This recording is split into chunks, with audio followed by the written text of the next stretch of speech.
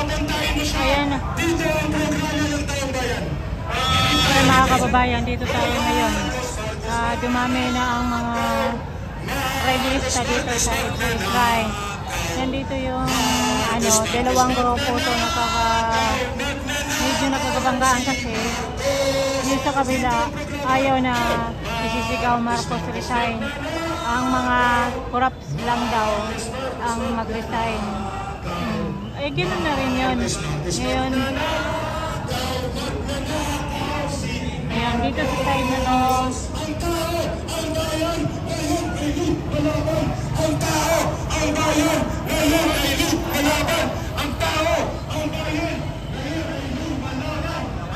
Ayan, marami mga dumarating pa, mga jagsa niya. Marcos resign! Marcos resign! Ang ipinagay ay puno na. Dito na ang programa! Occupy EDSA! Huwag na kayong magpauto doon. Dito ang programang panawagan na palayasin na si Marcos. Okay? Ay! Marcos magnanakaw! Palayasin ang mga korapero. Alam nyo mga kaibigan,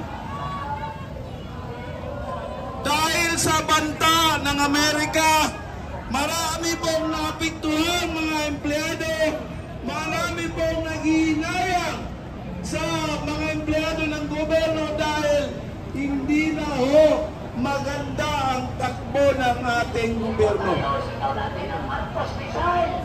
Napakahirap po ang dinanas natin ngayon, lalong-lalo na itong budget ng 2025. Itong napakalaking corruption na nangyayari sa ating bansa. Billions of piso ang nawala ng taman ng bayan. Ginaldo, pupunta na dito. Dito na tayo, no? Manawagan na tayo. Mga kababayan, Tatay Ben, listen mo na. Tatay Ben, listen mo na. Sa lahat na nandito po, why are we staying in EDSA? Why are we occupying EDSA? Sapagkat ang EDSA ay simbolo ng pagkakaisa at pagtindig ng mamamayan. Tama!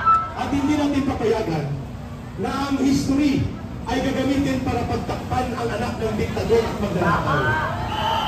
Ang EDSA ay para nagpapalayas sa mga animal, sa mga demonyo, at sa mga nagtataksil sa bayan. Si Marcos ay taksil sa bayan, magnanakaw, sindikato, at punong kriminal. Bakit tayo hindi magsasalita ng ganyan?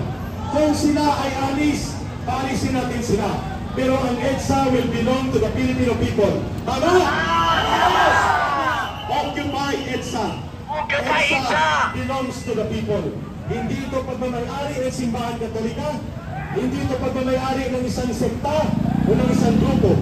Ang EDSA ay pagmamayari ng mamamayang Pilipino. At ang ating pagtitipon sa EDSA, malinaw ang layunin. Singilin, palayasin, papanagutin si Marcos. Kasama si Romualdez. Ang sa kanila, pagtakpan, isalba, at ilihis si Marcos. May mga tayo sa samaon. Dito na kayo, magpaiwan kayo. May mukha pa si Tatang, no, nag-akyat pa sa entablado natin at ginawa pang megaphone. Sabi niya, punta na tayo sa EDSA, sa People Power Monument. Ang sabi natin sa kanya, manatili tayo dito. We will occupy EDSA because EDSA belongs to the people. And we will make another history. At walang EDSA kung hindi natin pinapalayas ang mga diktador, magnanakaw at mga taksil sa bayan. Yan ang dahilan po namin ng EDSA. Pinapalayas natin ang mga taksil, ang mga magnanakaw, ang mga sindikato, at ang mga mandarambong. At walang ibang punong kriminal sa mandarambong na ito. Walang iba, mga kababayan, si Marcos at si Romualdez. Kailangan na lang pong uminom ng tubig dahil mukhang-uhaw na si Eric. Umalis na sila, Marcos, magnanakaw! Nagwagi.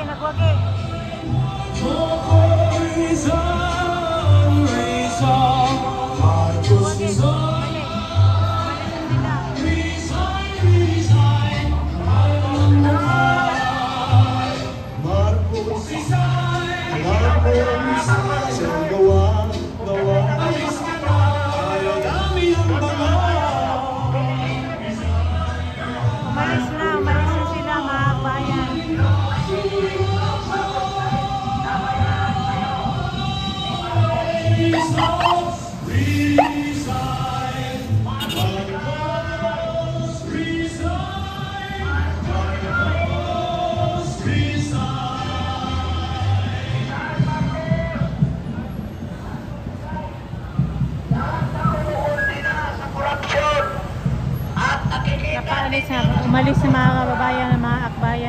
na ng akbayan.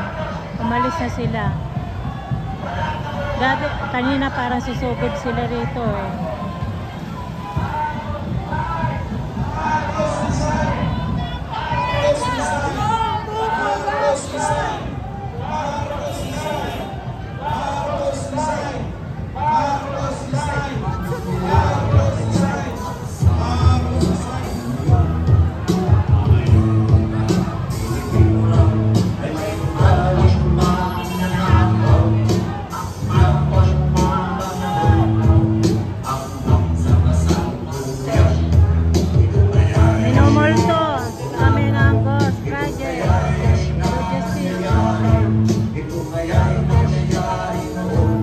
Pondo sa edukasyon, hindi corruption.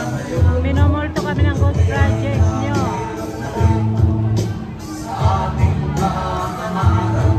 Music off muna. Walang mustisya kung hindi natin tutumbukin ang punong kriminal sa korupsyon na ito. Ang panunumbalik ng pandarambong at pangungurakot sa gobyerno, si Marcos ang punong kriminal. Masisimula ng mustisya kapag pinalaya si Marcos.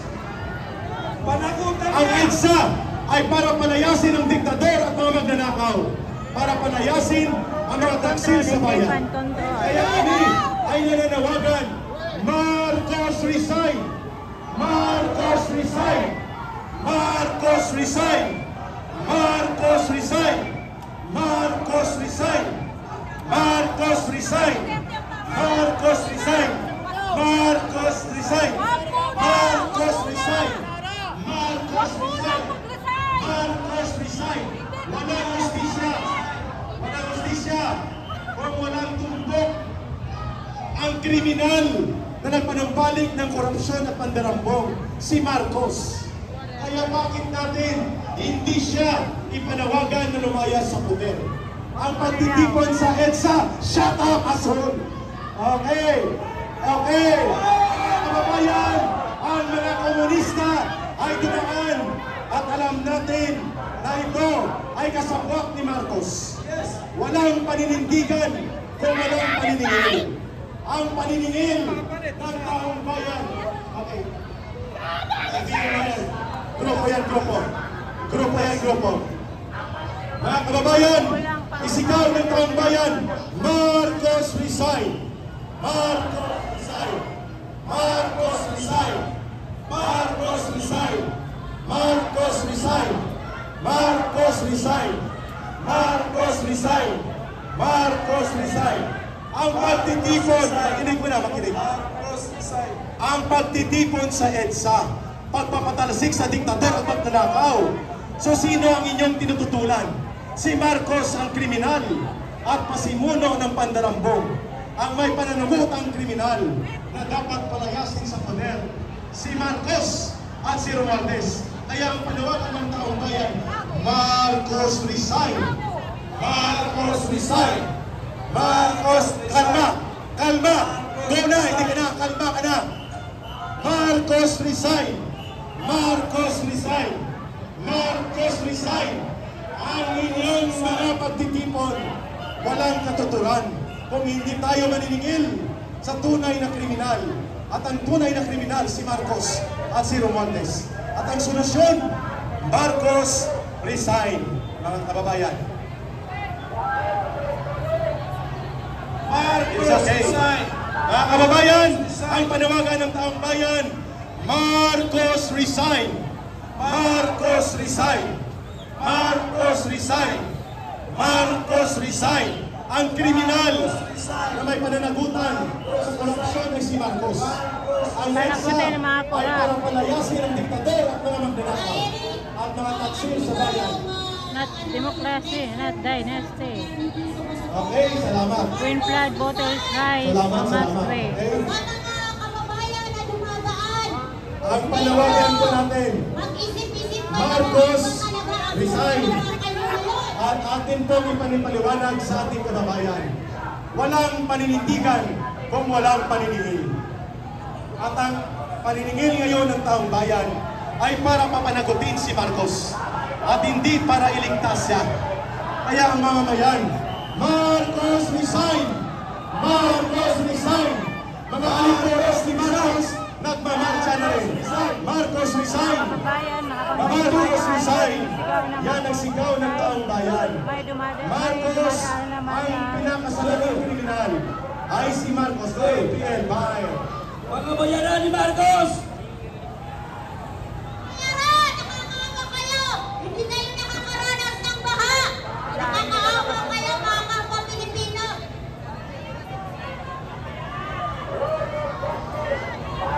Marcos resign! Yun po ang dapat isigaw natin.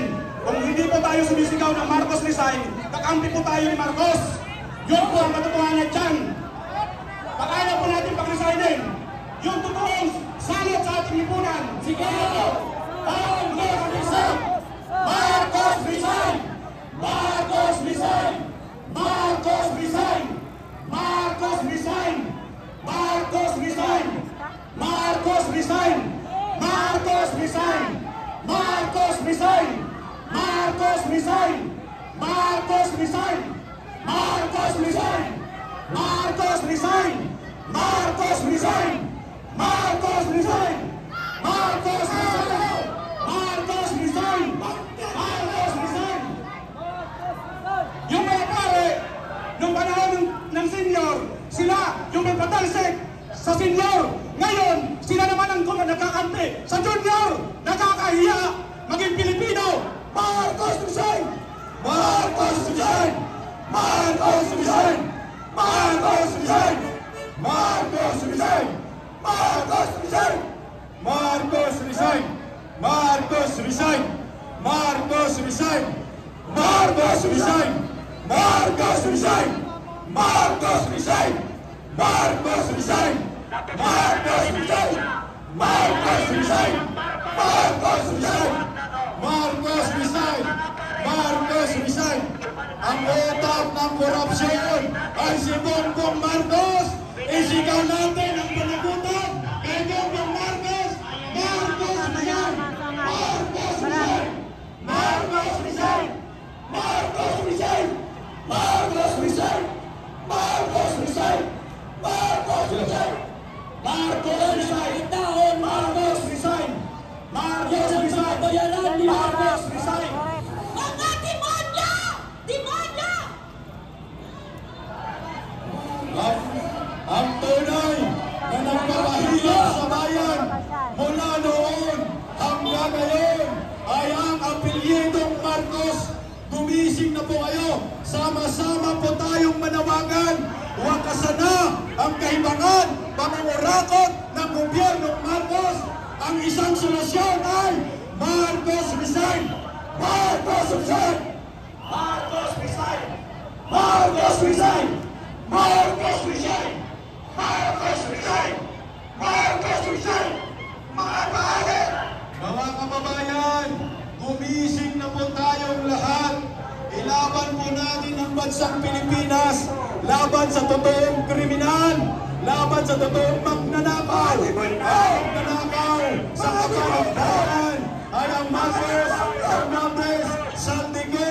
Kailangan nila ang taong bayan. Marcos resign!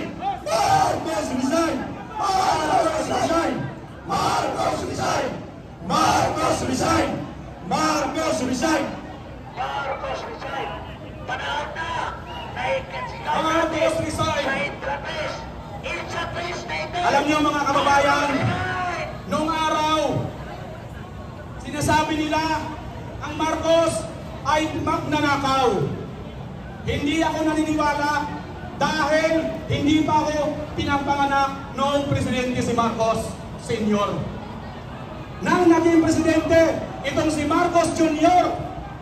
Ngayon, naniniwala na ako na yung tatay pala ay mana dito sa kanyang anak na magnanakaw. Huwag po dating ilihis ang tunay na ipinaglalaban ng taong bayan. Panagutin ang mga magnanakaw sa kaban ng bayan. Huwag po tayong magpa-divert sa ibang mga grupo na hindi kayang sumigaw ng Marcos resign. Kailangan po natin magkapit-bisig. Ipaglaban po natin ang mga mamamayang Pilipino na tunay pong kinakawan ng mga kawatan sa gobyerno, sa Kongreso, Martin Romualdez, Salteco at Bongbong Marcos. Alam po ninyo yan. Mula noon, pinatalsik po ninyo ang Marcos Sr. Bakit ngayon ay hindi po ninyo kayang patalsikin itong si Bongbong Marcos Jr. na siya ang tunay na may kasalanan sa nakawan sa gobyerno? 1.2 trillion pesos flood control projects, lahat po yan ay mga multo. Sino